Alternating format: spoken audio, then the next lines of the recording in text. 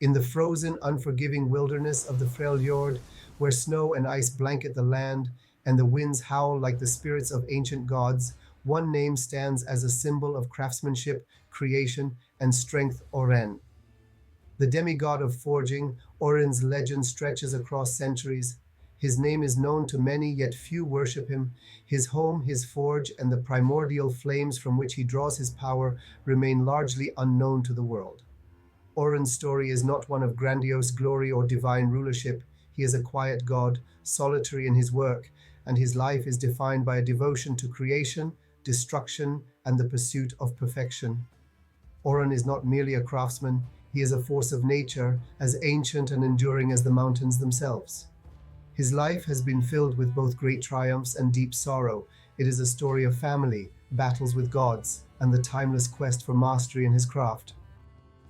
Long before Ornn became the god of forging, there were myths of his youth, tales told by the fireside in the Freljord. One such story tells of a time when Ornn sought a worthy adversary. Instead of finding an opponent among the living, Ornn turned to the very land itself. With a mighty headbutt, he struck the mountains. He shaped the valleys with his blows, and through his battle, the land itself was reformed into the Freljord we know today.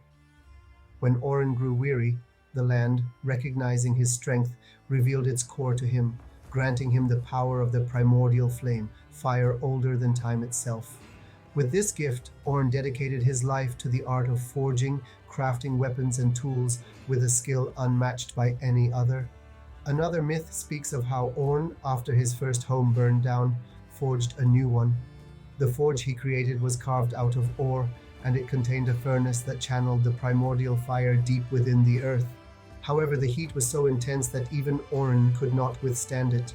To cool the mountain, he summoned a flood from the ocean, a torrent of water that raged for 3 days.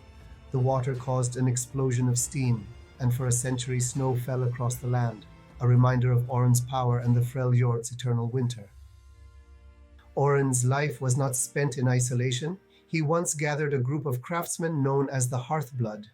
These artisans were devoted to perfecting the art of forging under Ornn's watchful eye. Unlike other gods, Ornn never demanded sacrifices or worship. He only sought devotion to the craft.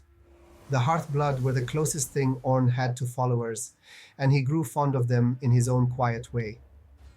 The Hearthblood were a diverse group from all across Runeterra who came to live under Ornn's mountain forge. They were dedicated, honing their skills in the heat of Ornn's furnace, perfecting their craft as they worked side by side with the demigod. To Ornn, they were more than mere followers. They were companions who shared his dedication to creation. However, the Hearthblood's peace was shattered by Ornn's brother, Volibear, the storm god of the Freljord. Volibear and Ornn had once been close, having fought side by side in many battles, yet over time they grew apart. Volibear's heart grew filled with jealousy of the love and admiration that the Hearthblood gave Ornn. He believed that Ornn was neglecting his responsibility as a god by focusing too much on his craft.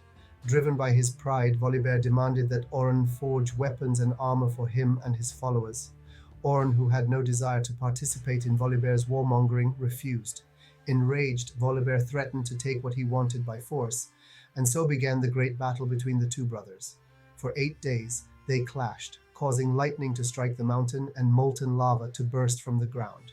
Their battle was so fierce that it destroyed the Hearthblood's home and claimed the lives of Ornn's most devoted followers. When the battle finally ended, both gods survived, but the damage was irreparable. Ornn retreated into his forge, and Volibear left, swearing off his brother. From that day forward, Ornn never again sought the company of mortals, and Volibear shed his rune-inscribed armor, opting instead for tooth, claw, and thunder. The Hearthblood were gone, and Ornn's sorrow was deep. Ornn's story is not just one of his own making. He shares his history with numerous other demigods. Among his siblings are the icy Anivia, the thunderous Volibear, the mysterious Ildharg, and the enigmatic Seal Sister. In the beginning, Ornn and his siblings were close, but as time passed, they drifted apart, each pursuing their own goals and interests. One of the most notable siblings is Anivia. the Cryophoenix. Myths say that Anivia once accidentally set Ornn's horn hall ablaze in retaliation for felling her favorite trees to build it. Ornn, unaware of her involvement, believed his arrogance had caused the fire. This misunderstanding caused Ornn to vow never again to compliment his own work, which is why he adopted a stoic and quiet nature. Another sibling, Volibear, was once Ornn's closest companion. As mentioned before, the two fought side by side, but their relationship soured after Volibear's jealousy led to the destruction of the Hearthblood. Ornn's sorrow over the loss of his followers is something that he has never truly recovered from. Lysandra, a powerful figure in the Freljord, is said to have once asked Ornn to dig out the Howling Abyss and build a bridge over it. Ornn agreed, and while it is unclear how much of this myth is true, it is said that Ornn's actions helped shape the region. Lysandra, however, and her Frost Guard sought to diminish the power of the old gods like Ornn, undermining their influence in the Freljord. Though Ornn is a solitary figure, he has made lasting impressions on other champions. Braum, the heart of the Freljord, carries a piece of Ornn's legacy with him, an unbreakable door that Ornn crafted. The door was a testament to Ornn's skill, and though Braum wields it as a shield, Ornn is less than pleased that it was taken. Ornn is surprised that Braum managed to remove it from its hinges and takes little joy in seeing it used as a weapon. Udir, the shaman, also has a connection to Ornn. His magic, which manifests as two orange lava horns on his shoulders, is said to be influenced by the primordial flames that Ornn wields. Ornn's presence can still be felt in the magic of those who are in tune with the world's natural forces. One of the more curious relationships Ornn has is with Aurora, a friend whom he welcomed into his home. Initially, Ornn found her presence annoying, but over time, he grew fond of her. As a token of his friendship, Ornn crafted a magic wand for her, a sign of the deep, if unspoken, affection he held for her. Ornn's tale continues to unfold in the shadows of the Freljord. His work is known far and wide. His creations still shape the world, from the weapons of great warriors to the tools of the earth. Yet Ornn himself remains a mystery, a solitary figure who continues to forge in his hidden mountain forge, beyond the reach of mortals and gods alike. Though Ornn has not been seen for years, rumors persist.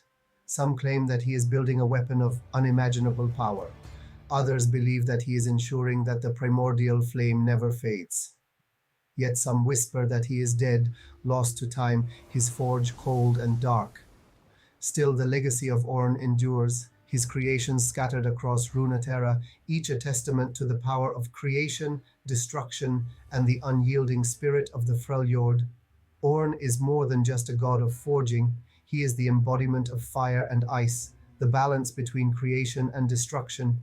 His work is his life, and his legacy will live on long after he is gone. Though his brothers and sisters may have turned their backs on him, Ornn remains steadfast in his dedication to his craft. And as long as there is fire in the world, Ornn's name will never be forgotten. And that's the story of Ornn, the mighty Freljordian demigod of forging and craftsmanship. His solitude, his creations, and his complex relationships with his siblings have shaped him into the legendary figure we know today. But what do you think? Do you believe Ornn will ever find peace, or is he forever bound to his forge? I'd love to hear your thoughts. Leave your opinion in the comments below.